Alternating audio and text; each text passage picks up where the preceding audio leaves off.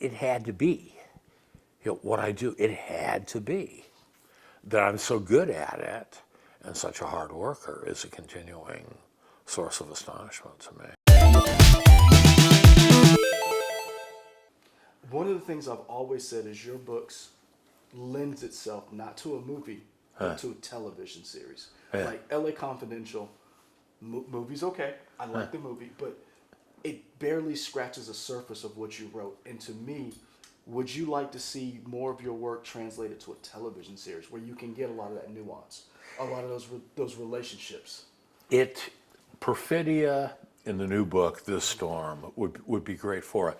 But they're tied up contractually with the people that made LA Confidential and the Okay. Black Dahlia. See that's what. Yeah, 'Cause I that's was like, what it is. That's what's preventing it. Because I was so with everything going on with Netflix, Amazon, Apple, I was like, how are we not having the Black Dahlia as a television series? How are we not seeing these things? Because we've seen so many great television series, and I was just like, how do we not have this LA noir take? And thank you for it. Yeah, yeah. I finally got the answer. Because the two books, the newest two books, the first two books of the second LA Quartet, Perfidia over there and This Storm, the second book, are tied up contractually, and it would be very, very expensive. Okay. To shoot these things, and If they can make Game of Thrones, they can make for Perfidia. They can do the LA Quartet. Game of Thrones, which I don't give a shit about, fantasy and talking wolves, and I got my talking dog over there, that's enough for me. So it's something else. It's really something else. And for instance, you want to do Perfidia, the book about the Japanese internment there. There's all the racial language of the early 1940s, and it's spoken by some of the good guys in a casual type of way, because that's the way the world was. And I didn't make the world then. I didn't make the world today. And people shy away from that. And LA, to see LA in the 40s done beautifully would be a blast. But I've only seen one feature movie that did it artfully, and I think true to the time, and that's the John Schlesinger 1975 movie, The Day of the Locust. Nathaniel West's book, published in '39. So let's set the book actually in '38. The year before it was published, and it feels like you're there. And then the Tarantino film I saw, Once Upon a Time in Hollywood, which I think is the best Hollywood movie that I've ever seen. I think it's better than Sunset Boulevard. Really? The Bad and the Beautiful. You seen it? Whoa. Have you seen it? I had not seen it yet. Oh man, it's good. I would have never thought you'd have said that. Yeah. See, I was 21 in that year, the year of the Manson killings, the summer of '69. And visually, it looked, I swear I could smell it. LA '69, it was like I was 21 again. And there's a great dog. I don't want to give anything away, but there's a great dog. Really? Pitbull, yeah. Why LA? Out of all the cities everywhere, you've been a lot of places. Why LA? I'm from there. I mean, but what about it? What about it makes it so? The way you write about LA, it's almost you write about. I'm gonna be honest with you. The way you write about LA is like a man who talks about his lover. I'm from there, and that's really the answer. Is I'm from there, and if I was from Columbia, South Carolina, I would write the books that I write about Columbia, South Carolina, but I wasn't. So hypothetically, doesn't even make any sense for us to go there. But very, very early on, I started living A, in my imagination, and B, in the past. I mean, when I was 6, 7, 8 years old, and living in West Hollywood after my parents divorced, we had a big closet full of Life magazines. All the war years, the post-war years, government committees investigating crime, all of it. And I had my little kid snout buried in the actual stories and then buried in the pictures. And then when my mother was killed, and at 58, my reading focus expanded, and I started reading crime books. And one of the things that I noticed about is when you were a child, you were a voracious reader. Like, yeah, you was used to steal. yeah, I would and steal to read. Yeah, why do you not read anymore? I do.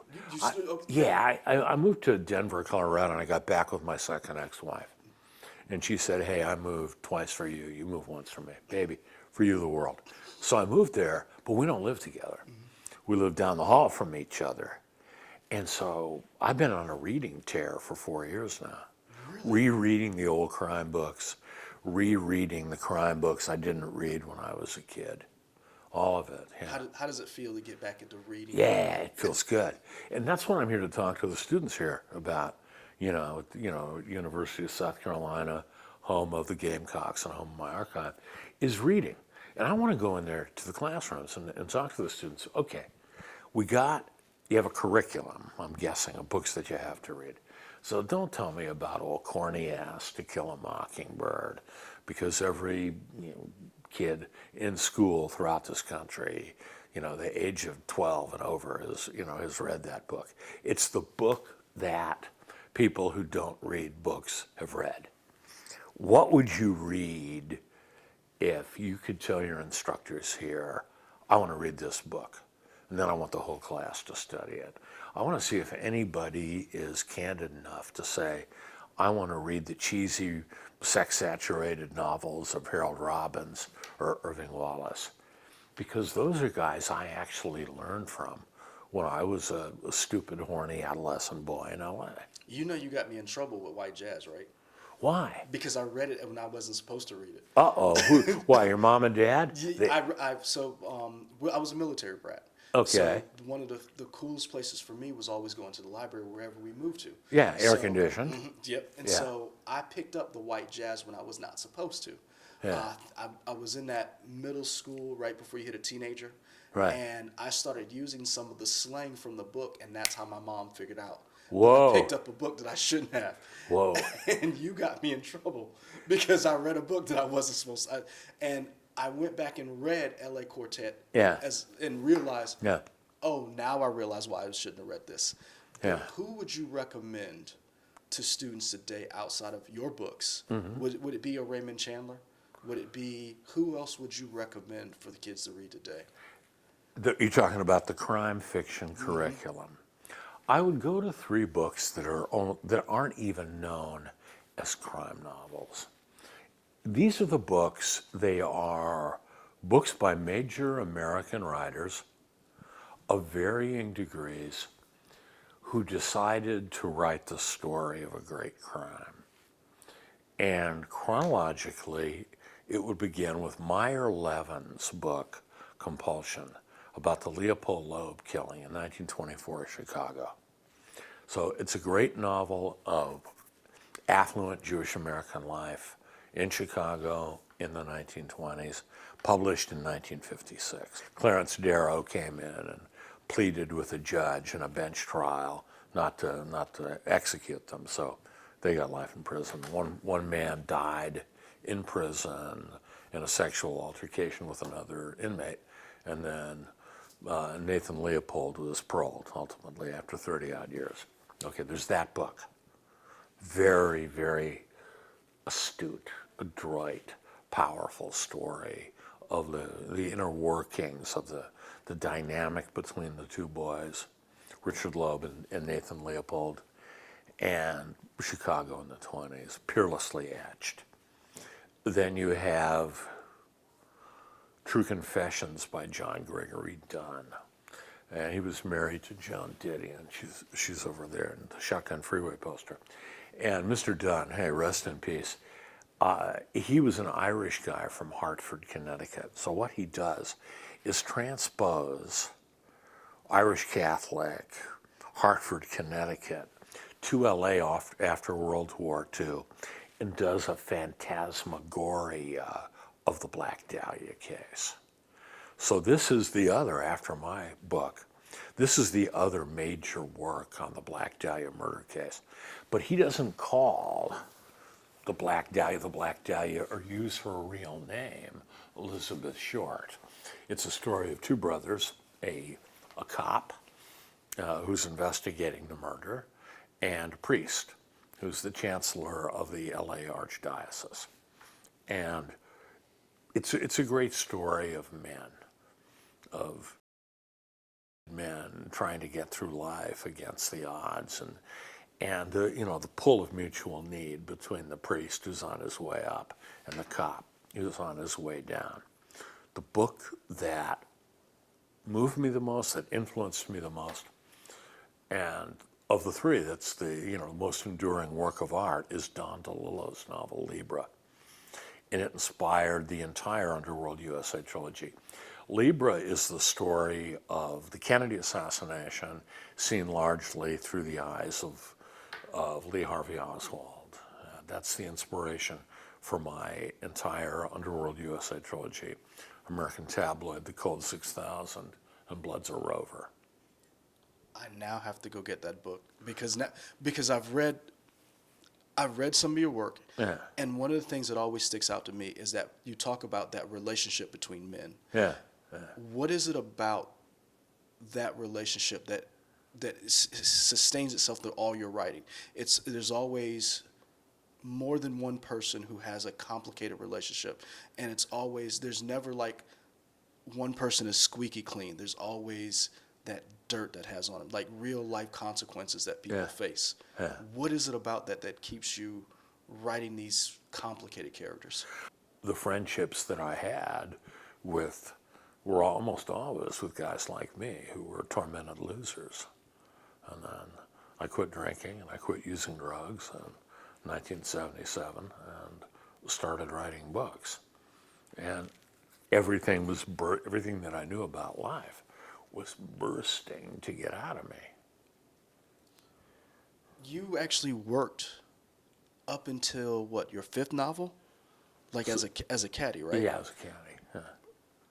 I think that's so interesting because you actually lived in the world as you were writing. Yeah. How were you able to do that? Like, how were you able to write at one moment and then still work and caddy at the same time and not lose it, I'm going to stop doing this, one or the other? How did you keep, because you literally did it at the same time, and most people can't work one job. Here you were doing two.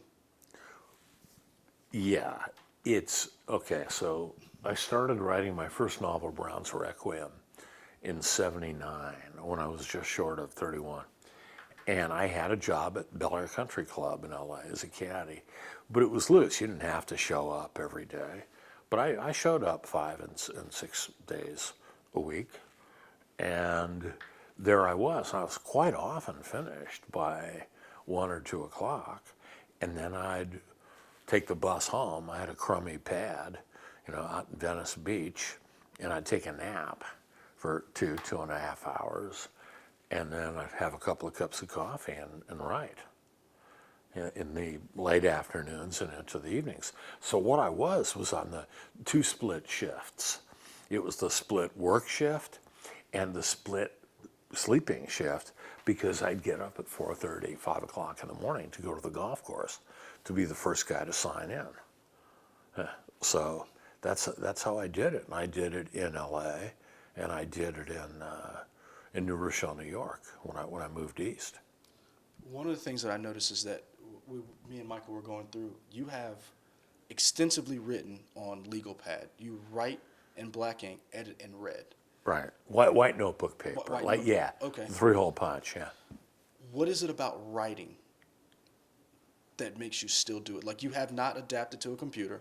You don't write and you don't email. What is it about the actual writing stuff down that attracts you? It's the way I started out, and I feel superstitious about it. And I love it, and I never learned computers, and if it works, don't fix it. And I like the desk. I like to think. I like to be alone. And I have a system, and I am rigorous in the extreme. I mean, all the stories I can tell. It's the enormous outline, the notes, everything furthers the plot. I will never have, the vast readership of someone like Michael Connelly, who writes shorter, less complex, and to my mind, less engaging books. But that's okay. I love the work that I do. God has given me a gift. And I don't know if you follow boxing or not, but there's, a great young welterweight named Errol Spence Jr. And he said, listen, talent comes from God, and then you've got to develop your skill. And that's what I believe. You're here in South Carolina. Yeah. You have this archive. What is it like to go back and see some of this stuff, these original papers that you wrote? You know what? I'm 71. And I look good, and I'm fit, and I'm healthy, and everything, if I don't eat airplane food, which explains the 5-minute gap, in the continuity of this TV show here. But I think of the passage of time here, and I think of these books, and I think of how much time I've spent in my imagination. And I think about things like traumatic influence, like my mother's death and its effect on me. And I think how when I wrote my 2 memoirs, My Dark Places and The Hilliker Curse, which are largely stories of my mother and her death and its effect on me, how much that obscures the truth. Because all I've really done that led me to be the writer, the novelist that I am today, was read. And now, older, early in my 8th decade, mature, I think, in a lot of ways, happier than I've ever been, I see that this marvelous lifetime that the good Lord gives us is not forever. This whole aspect of the human endeavor, the pre-celestial lives that we're living, it's not forever. And there's a certain pang of loss that makes me feel closer to people in a wider range of people than I've ever felt before. And, a commensurate desire to teach and to give what I have, which is a brilliant, brilliant imagination, and to proselytize for reading in the digital age, where people will scan internet comments and write TLDR, too long, didn't read. Well, kiss my ass, Well, how are you ever gonna learn anything? How are you ever gonna discover the novel? And it's this whole mystery of writing books. Who will read them? Who will read them? Here you are. Okay, where was your father stationed when you read White Jazz? We actually moved back here. Okay. And so we left Japan. Okay. And we left and we came here. Okay. So I picked it up at actually the Fort Jackson Library. And it was one of those things where I was like, I like the cover. Yeah. I like crime. I like LA noir. So Yeah, let me yeah. check it out. Yeah. Well, there you go. That's part of the mystery. And every once in a while, someone comes and tells you something different. Like the Fort Jackson Library, White Jazz. You're just coming in and you pick up a book. That's how I read. I remember picking up, when I had a job shelving books when I was 17, a copy of the Ross Macdonald novel, The Zebra Striped Hearse, because I liked the cover.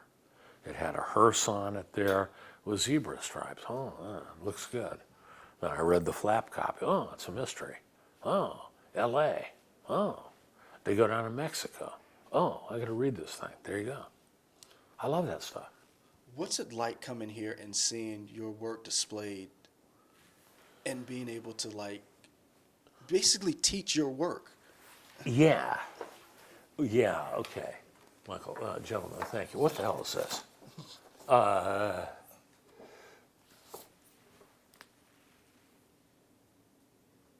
This is, beginning notes for the new novel, The Storm. This is a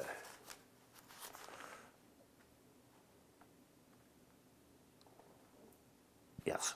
This is the outline. Your outlines are longer than some people's books. Yeah, there's the first 178 pages with the that's a paragraph break, that vertical line there in red. The red ink underlining indicates italics from my typist. The parentheticals are announcing, what's following up directly from the preceding book, Perfidia. Yeah. Yeah.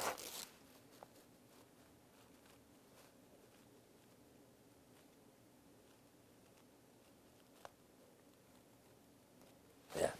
Wow. You just said, wow, why? What? Nobody does what I do. And that's why you're here talking to me, I think.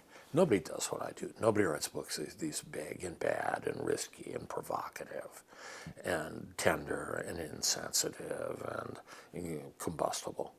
And they begin with the outline. I mean, I was on that for 10 months. Huh. How did USC come in possession of all of this? Because this is a lot, and this is the history of your work. And Yeah. I don't even want to say history because it's still going. Right. Like, Yeah. History indicates like it's over, but this is a record of not even everything you've done. Yeah. How did USC come in possession of this? I have a friend named, have you met Richard Lehman? I have not. You should interview him, and he should be part of this whole program you're putting together.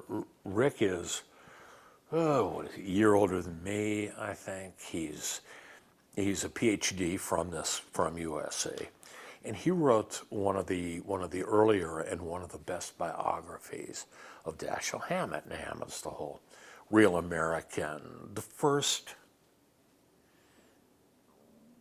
pioneer of the American hard-boiled language, the school itself. There's Hammett. In fact, the whole journey of American hard-boiled runs from Hammett to me. So he's one of the pioneer American guys, like Raymond Chandler and James M. Cain and Ross McDonald come around, and then there's the people that I consider the sideswipers, Chester Himes and Patricia Highsmith. They're coming over, from BAM, and those are the people I think that have created the hard-boiled language. And Rick and I got to be friendly in the mid-'80s. He was associated with USC. He brought in a director of the library named George Terry. They made an early offer for my papers. I was being eaten out of house and home because I do everything by hand. Stacks and stacks of paper everywhere. I was living in Kansas City then. I had a whole attic, and it was blindingly hot in the summer and freezing cold, in the winter, in the manner of the American Midwest. And Rick and Tom McNally and the late Dr. Terry, rest in peace, came and took my papers away.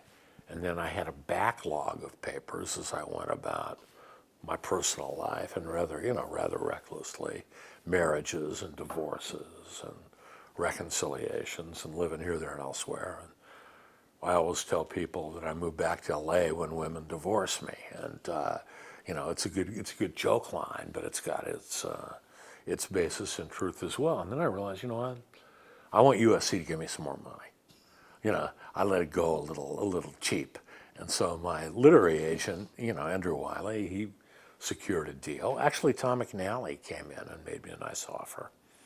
And he and Rick and a woman named Andrea Lahamado, who's an oral historian and one of some note, who's associated with the library, visited me in Denver, where I live now.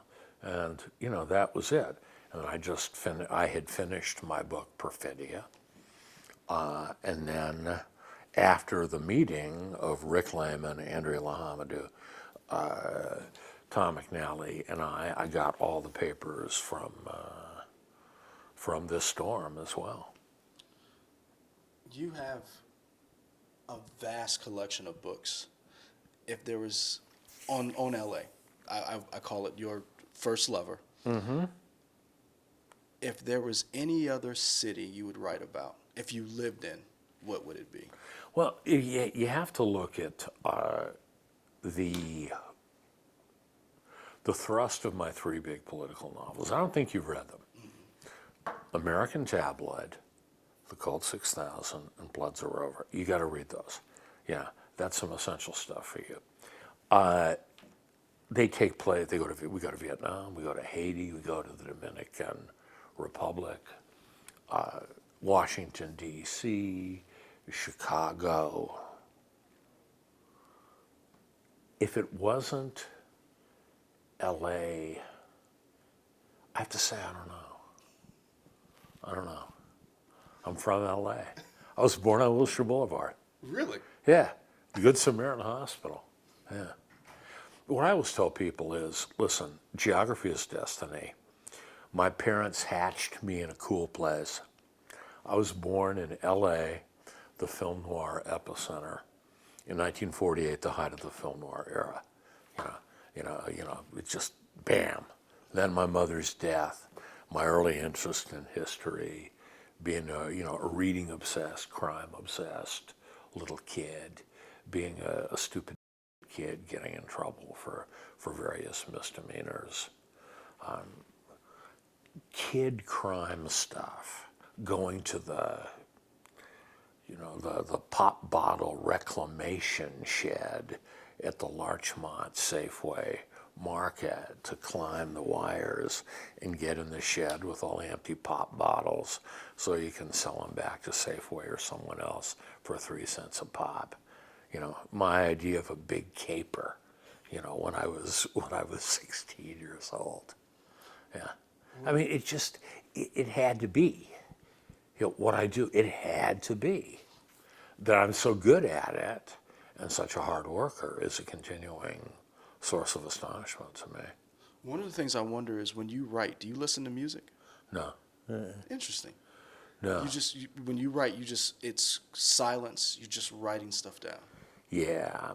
I've got a elliptical machine there at my pad, and I've got a vast collection of classical music and jazz CDs. And I listen while I exercise. And I have a great stereo where I just sit in a chair and listen to music. Favorite artist? Favorite artist? Well, Beethoven. Favorite American artist? Duke Ellington. Yeah. Favorite composer outside of Beethoven? Wagner. But not for the vocal music, for the Titanic orchestral pieces. The stitched together music for the Ring Cycle and Tristan and Isolde. I get lost in that stuff. Yeah. I've noticed one of the things that resonates with no matter who it is, where it is true crime. Yeah. Why is that? Why are we so fascinated about true crime? It's touching the horror of remorseless pathological behavior and retaining immunity from it. We're inoculating ourselves with the virus of horror and the randomness of it. And the mystery of motive in individuals. That's what inform my books, especially the last two, Perfidia and The Storm, which I urge you to read, and everyone in this room, in fact, to read. It's about the riddle. How does history affect people?